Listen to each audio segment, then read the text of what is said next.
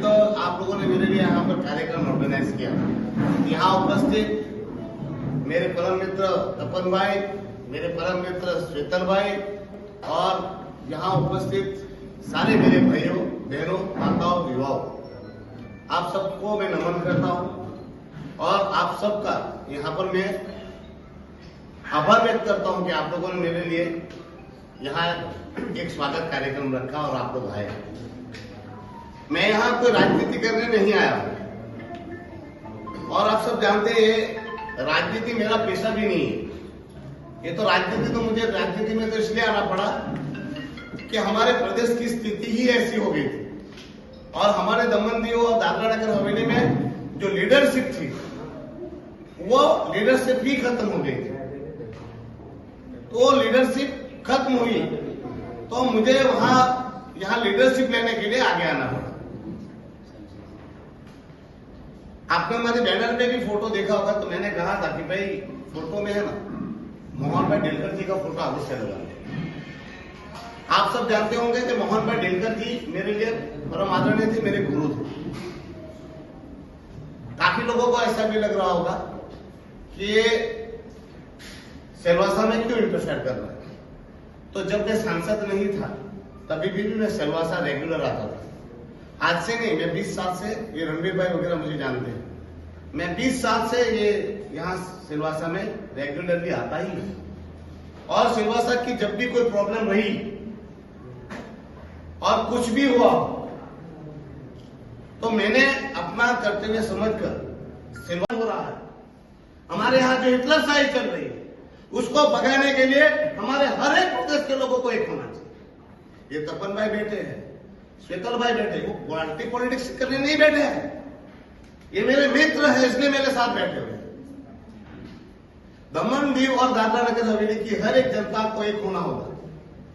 दमन दीव और दादरा नगर हवेली को अब लोकशाही की स्थापना की जरूरत है। हमारा भारत का संविधान कहता है कि राष्ट्रपति शासन 6 महीने से ज्यादा नहीं रहना चाहिए। हम लोग 1961 में आजाद हुए, आप हमसे ज्यादा आगे आजाद हुए, मगर आज जब से हमारा प्रदेश आजाद हुआ आज भी हम राष्ट्रपति शासन में थे। कहा लोकतंत्र प्रणाली? आज भी एक इंसान, एक प्रशासन जनप्रतिनिधियों को ऐसी स्थिति करके बैठा जैसे जनपुतली और जनप्रतिनिधि कठपुतली हो। एक सीनियर मोस्ट सांसद को आत्महत्या करना पड़े तो ध्यान में रखते हुए हमें फैसला लेना चाहिए।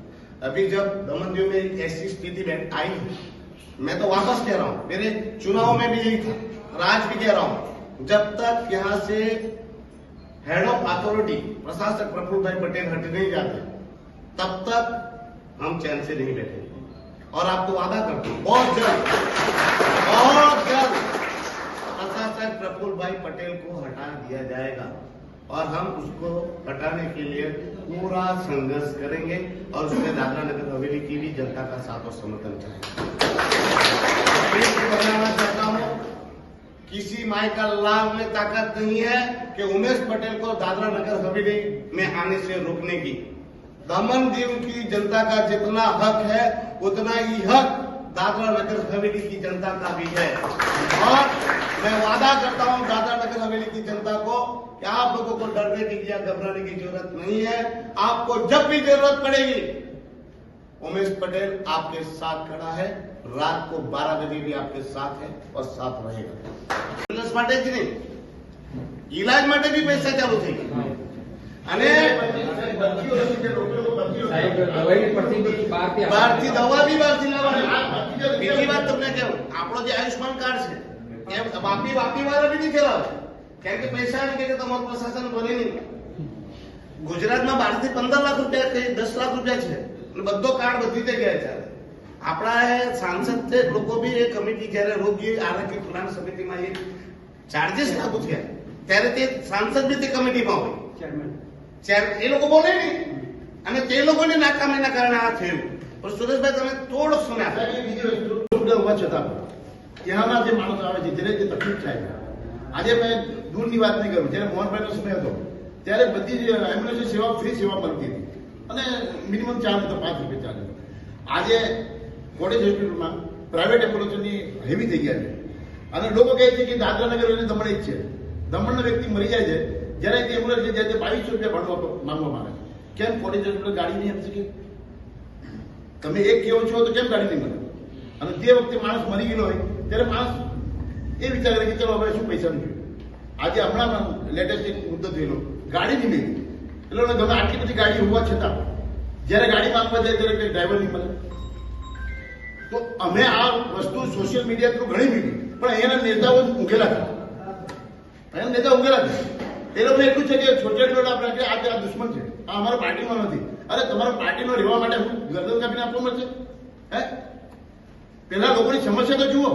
લોકોની સમસ્યા માટે તમે ઉભા રહેતા નહીં મળે અને તમને કાર્યકર્તા જોઈએ છે.